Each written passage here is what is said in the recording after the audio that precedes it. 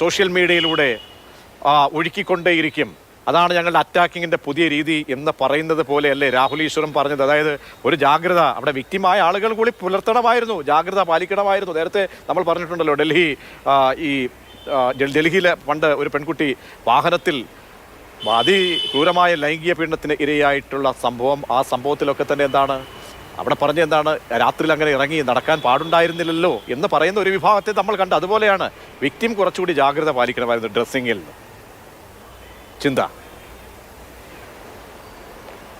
അല്ല, രാഹുൽ ഇടയ്ക്കിടയ്ക്ക് സംസാരിക്കുന്നതിൻ്റെ ഇടയിൽ പറയുന്നുണ്ട് ഞാൻ ആരോപണ വിധേയരെ ന്യായീകരിക്കുന്നില്ല. പക്ഷെ അദ്ദേഹം വളരെയധികം കഷ്ടപ്പെട്ട് ന്യായീകരിച്ചുകൊണ്ട് തന്നെയാണ് അദ്ദേഹത്തിൻ്റെ ഓരോ അഭിപ്രായവും പറഞ്ഞുകൊണ്ടിരിക്കുന്നത്. അത് നമ്മുടെ അവതാരകൻ സൂചിപ്പിച്ചതുപോലെ തന്നെ മുമ്പുണ്ടായിട്ടുള്ള പല വിഷയങ്ങളിലും അത്തരം ഒരു സ്റ്റാൻഡ് എടുത്തുകൊണ്ടാണ് രാഹുൽ നിൽക്കുന്നുള്ളത്. നമ്മളതിൽ കാണേണ്ട ഒരു കാര്യം, ഇപ്പം നിർഭയയുടെ സംഭവം ഉണ്ടാകുന്നു. അന്നും ഒരു വിഭാഗം പറയുന്നത് രാത്രി യാത്ര ചെയ്തു, ആൺസുഹൃത്തുമായി യാത്ര ചെയ്തു, എന്തിനങ്ങനെ യാത്ര ചെയ്തു.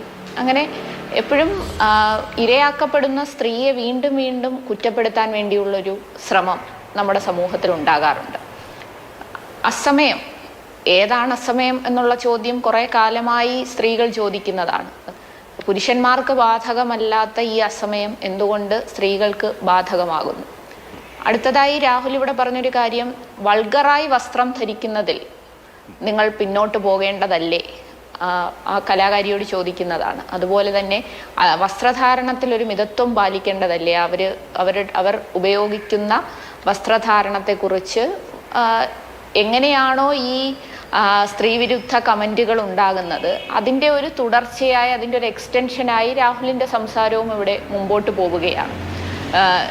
ശരിക്കും അങ്ങനെ ഒരു വൾഗാരിറ്റിയെക്കുറിച്ചുള്ള ഒരു ഡെഫിനിഷൻ എവിടെയാണുള്ളത്? ഏത് വസ്ത്രത്തെയാണ് നിങ്ങൾക്ക് അങ്ങനെ ഇത് മാന്യമായ വസ്ത്രം, ഇതത്ര മാന്യതയില്ലാത്ത വസ്ത്രം എന്ന് പറയാൻ കഴിയുന്നത്? അതൊക്കെ ഓരോ വ്യക്തിയുടെയും സ്വാതന്ത്ര്യമാണ്. എന്ത് വസ്ത്രം ധരിക്കണം, എന്ത് ഭക്ഷണം കഴിക്കണം, ഏത് സമയത്ത് യാത്ര ചെയ്യണം, ഏത് ജോലിയിൽ പ്രവേശിക്കണം, എന്ത് തൊഴിൽ സ്വീകരിക്കണം. അപ്പം ഈ ചോയ്സുകളൊക്കെ പുരുഷന്മാർക്ക് മാത്രമാണ് ബാധകം. ഇതൊന്നും സ്ത്രീകൾ ചെയ്യാൻ പാടില്ല. സ്ത്രീകളുടെ ഈ ചോയ്സുകളൊക്കെ ഞങ്ങൾ നിശ്ചയിക്കും, ഞങ്ങൾ നിർണയിക്കും എന്ന് പറയുന്ന അങ്ങേയറ്റം പുരുഷമേധാവിത്വ മനസ്സാണ് ഇവിടെ വെളിവാകുന്നത്. തീർച്ചയായും അതാണ് ഒരു ഞാൻ തുടക്കത്തിൽ പറഞ്ഞതുപോലെ നമ്മളെല്ലാം അസ്വസ്ഥമാക്കുന്ന ഇത്തരം പ്രവണതകൾ തീർച്ചയായും മാറപ്പെടണം. രാഹുൽ ഈശ്വർ ഒരു 30 സെക്കൻഡ് കൂടി. തീർച്ചയായും സമയക്കുറവുണ്ട്. രാഹുൽ 30 സെക്കൻഡിൽ മറുപടി. അങ്ങയുടെ അടക്കം കമന്റ് ബോക്സിൽ നോക്കിയാൽ മതി. നല്ല രീതിയിൽ മോശമായ ഞരമ്പ് രോഗികളെ നമുക്ക് മാറ്റിവെക്കാം. ഒരു കൺസർവേറ്റീവ് പോയിന്റ് പറയുന്ന ഒരുപാട് പേർ അങ്ങയുടെ അടക്കം ചാറ്റ് ബോക്സിലുണ്ട്. അവരെല്ലാം സൂചിപ്പിക്കുന്ന ഒരു കാര്യമേ ഉള്ളൂ, മാന്യമായ വസ്ത്രധാരണവും മാന്യമായ ഭാഷ പോലെ, മാന്യമായ സംസാരം പോലെ മാന്യമായ വസ്ത്രധാരണം കൂടി വേണമെന്ന് സ്ത്രീ പുരുഷ ഭേദമന്യേ പലരും അങ്ങയുടെ കമന്റിൽ പറയുന്നത് കാണാം.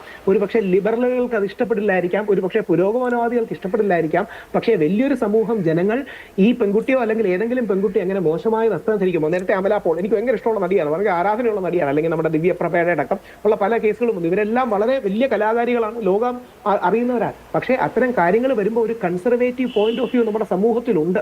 മാന്യമായ വസ്ത്രധാരണം കൂടി ആവശ്യമാണെന്ന് വിശ്വസിക്കുന്ന വലിയൊരു ഭൂരിപക്ഷം ജനങ്ങൾ ഈ നാട്ടിലുണ്ട് എന്ന വസ്തുത നമ്മൾ മറക്കരുത്. ഞരമ്പ് രോഗികളെ നമുക്ക് മാറ്റിവെക്കാം, പക്ഷേ ലിബറൽ കാഴ്ചപ്പാടിനപ്പുറം ഒരു മാന്യമായ വസ്ത്രധാരണവും ഭാഷയും മിതത്വവും എല്ലാത്തിനും വേണം എന്ന് പലരും പറയുന്നുണ്ട് എന്ന കാര്യം മറക്കാതെ.